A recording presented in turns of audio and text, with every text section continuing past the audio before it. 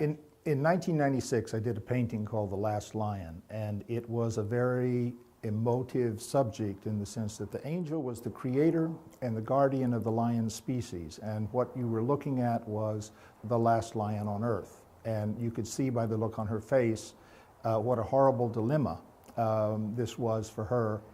And it was an emotional subject and a very intimate subject, not the type of thing that you would normally want to make into a sculpture. The sculpture is most successful when it's dynamic, it has action. To have something this intimate with the emotional content made it somewhat problematic. But when I did this drawing, and the reason I'm standing here holding the drawing is that so you can clearly see the problems that happen between a two-dimensional image and a three-dimensional result. The interesting thing about making a sculpture from two-dimensional sketches is that the position, the most interesting position of this sculpture was in the sketch was here. You have the profile of the lion and you have her face and you can see the emotion on her face. The thing is, in a three-dimensional sculpture, what's happening here, behind?